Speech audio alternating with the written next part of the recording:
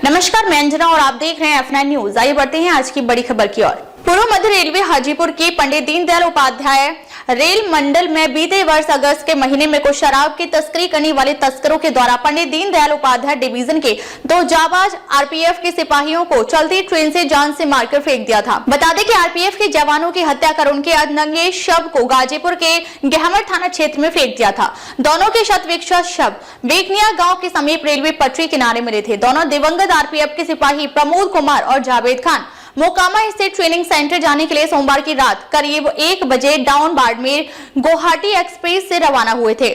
उस हत्या के पीछे बिहार के शराब माफियाओं के हाथ थे।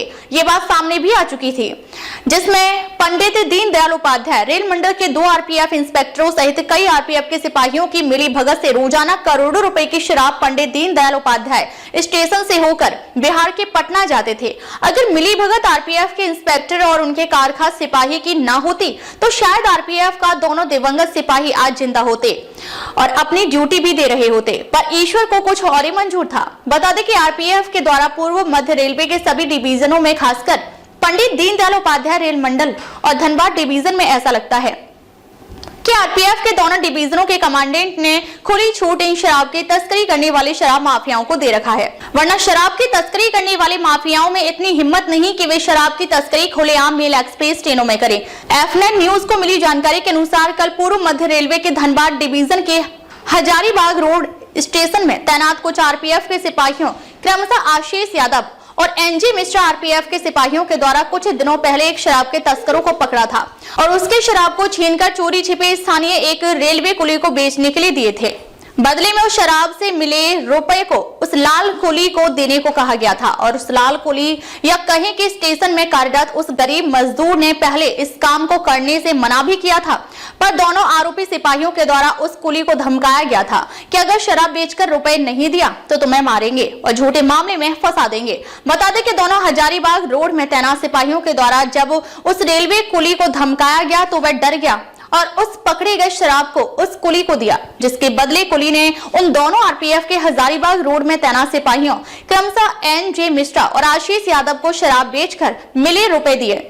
पर मामला यहाँ ही खत्म नहीं हुआ। बता दें कि रेलवे कुली ने उस शराब के बदले मिले रुपए में से कुछ रुपए अपने पास रख लिए थे। इसी बात से तमतमाते हुए दोनों आरपीएफ के आरोपी सिपाहियों के द्वारा उस रेलवे की कुली को लाठी डंडों से जमकर मारा पीटा गया, जिससे उस रेलवे मजदूर के दोनों पैरों में चोट के निशान देखने को मिले हैं। इस संबंध में जब उस रेलवे के कुली ने F9 न्यूज को फोन कर अपने साथ मारपीट की घटना के बारे में और शराब की तस्करी करने वालों के साथ साठगांठ कर उनसे शराब की तस्करी करवाने की बात कही तो मामले समझते देर नहीं लगी कि हजारीबाग रोड आरपीएफ के द्वारा बिना डर और बेरोक टोक के शराब की तस्करी करवाई जा रही है। सूत्रों से पता चला है कि धनबाद डिवीजन में खुलेआम शराब की तस्करी आरपीएफ की मिलीभगत से करवाई जा रही है।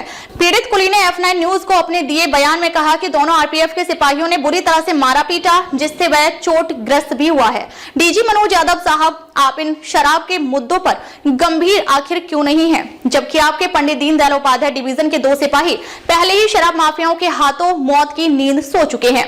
इतनी बड़ी घटना के बाद दोबारा आपके आरपीएफ धनबाद डिवीजन के आरपीएफ के सिपाहियों को आखिर हिम्मत कैसे हुई कि वे खुलेआम शराब को खुद कारोबार से जुड़कर शराब की खरीद फरोख्त करें?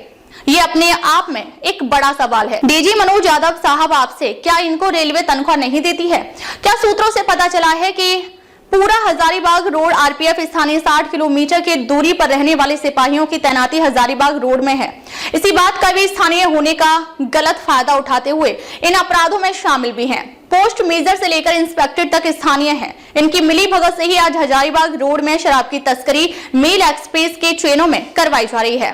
डीजी साहब, आप इस संबंध में एक उच्च स्तरीय जांच गठित कर आरोपी दोनों सिपाहियों आशीष यादव और एनजी मिश्रा को आरपीएफ रूल 161 का प्रयोग कर तुरंत नौकरी से निकालकर घर भेजिए।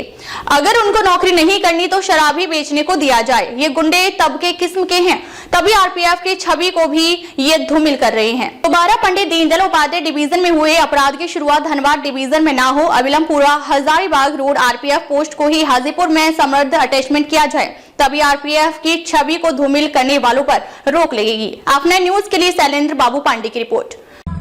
हमको आशीष यादव माल पकड़ा जम्मू तवी सियालदा में, तो हम उसको माल लेके बेच दिए 45 रुपया रेट था। क्या माल था? देसी माल था। देसी माल में क्या था? शराब? हाँ, शराब था। कहाँ पकड़ा था? वो स्टेशन में आगे कौन स्टेशन? हजारीबाग रोड स्टेशन में पकड़ा था, आगे साइड में। कौन? आशीष यादव। क्या है वो? सिपाही है। अच्छा, हम रेलवे लाइसेंस पोर्टर कुली है। अच्छा ठीक है।